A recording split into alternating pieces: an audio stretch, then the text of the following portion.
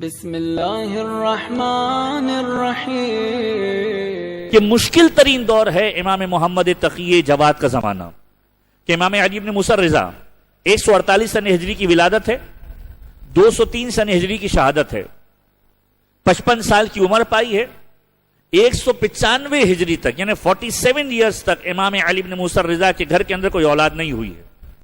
امام علی بن موسیٰ رضا کے بارے میں خود امام رضا کا جملہ ہے کہ میرا وہ امتحان ہوا جو پیغمبر خدا کا امتحان ہوا تھا، میرے بارے میں وہ چیزیں کی گئی، میرے ساتھ وہ سلوک کیا گیا جو پیغمبر خدا کے ساتھ کیا گیا۔ کیا سلوک کیا گیا؟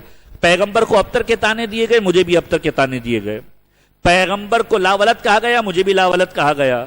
پیغمبر کو باقاعدہ طور پر اس انداز سے تنگ کیا گیا کہ انہیں بار بار ابتر کہا جاتا تھا، لوگ مجھے بھی آ کر کہتے تھے۔ کہ وہی سلوک جو پیغمبر کے ساتھ ہوا وہ میرے ساتھ بھی کیا گیا۔ پیغمبر کے زمانے میں بھی قیافہ شناسو جو قدموں کے ذریعے سے بچے اور باپ کی ولدیت کے اعتبار سے تصدیق کرتے ہیں، ان کو بلایا گیا۔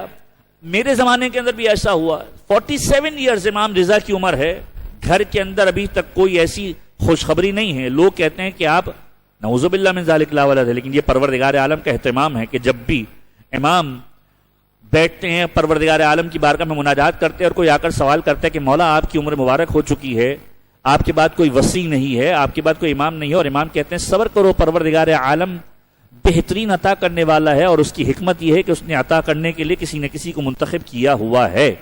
اور پھر امام بتلاتے ہیں کہ میرا ایک وصی ہوگا کہ جس کا نام محمد ہوگا، محمد تقی جواد۔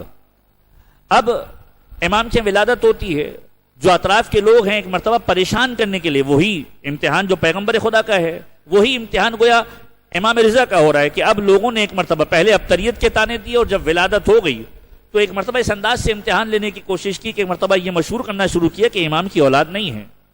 یہاں تک کہ لوگوں نے قیافہ شناسوں کو بلایا جو بچوں کے قد و کاٹ کو دیکھ کر، اس کے قدموں کو دیکھ کر، اس کے چلنے کے انداز کو دیکھ کر یہ بتاتے ہیں کہ اس کا باپ کون ہوگا۔ امام کے ہر گھر کے اندر بلایا گیا ہے۔ انتہائی ستم ظریفی ہے، انتہائی مشکل ترین دور ہے امام رضا کے اعتبار سے، اور یہ مظلومیت ہے امام رضا کی کہ بلایا گیا ہے، امام رضا کو گھر سے دور رکھا گیا ہے۔ لوگ جمع ہیں، خاندان کے رشتہ دار جمع ہیں، ان میں وہ حاسدین بھی ہے جو خاندان سے تعلق رکھنے والے ہیں۔ کتنے ایسے افراد ہیں جو امام کے گھر کے اندر موجود ہیں اور نظر اس بات پر ہیں کہ اگر کوئی امام کا وارث نہیں ہوگا تو وہ چیزیں جو امام سے منسوب ہے وہ حاصل کر لیں گے۔ یہاں تک کہ لوگوں کو بلایا گیا جو قیافہ شناس ہیں، اور بلا کر امام محمد تقی جواد کو سامنے کھڑا کیا گیا ہے اور کہا گیا کہ بتاؤ کہ اس کے بابا کون ہیں۔ جتنے افراد گھر کے اندر موجود ہیں کہا جاتا ہے ان میں سے کوئی ان کا بابا نہیں ہے۔ اور جب وہ قیافہ شناس گھر سے باہر نکلتے ہیں، روایت کہتی ہے کہ امام گھر کے قریب ایک باغ کے اندر باغبانی کر رہے تھے، وہاں سے گزرے، امام کے چہرے کو دیکھا، امام کے چلنے پھرنے کے انداز کو دیکھا، اور ایک مرتبہ ان لوگوں کو بلایا جو گھر کے اندر جمع تھے، کہا کوئی ہو نہ ہو یہ اس بچے کا بابا ہے، اس کا چہرہ بھی اس سے مشابہت رکھتا ہے، اس کا لہجہ بھی اس سے مشابہت رکھتا ہے، اس کا اٹھنا بیٹھنا چلنا پھرنا اس سے مشابہت رکھتا ہے۔ کائنات کے اندر اگر کوئی اس بچے کا بابا ہے تو اس کے علاوہ کوئی نہیں ہے۔ وہ امتحان جو پیغمبر کے زمانے کے اندر لیا گیا، آپ کے ذہنوں کے اندر محفوظ ہوگا۔ پیغمبر ہجرت کے شب کا واقعہ آپ کے ذہنوں کے اندر محفوظ ہے کہ پیغمبر مکے سے نکلے ہیں، مدینے کی راہ لینا چاہتے ہیں، لیکن ڈائیورٹ کرنے کے لیے یمن کی راہ لی ہے۔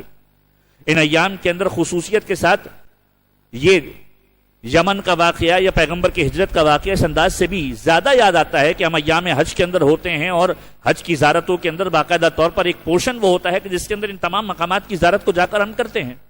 وہاں پر بتایا جاتا ہے کہ مدینہ جانے کا راستہ کون سا ہے، یمن جانے کا راستہ کون سا ہے، اور پیغمبر نے یمن کے راستے کو کیوں کر انتخاب کیا، کون سی شخصیت تھی جو پیغمبر کے ساتھ ساتھ چلتی ہوئی چلی گئی۔ ہدف یہ تھا کہ پیغمبر کیا کرنا چاہتے ہیں معلوم تو چلے۔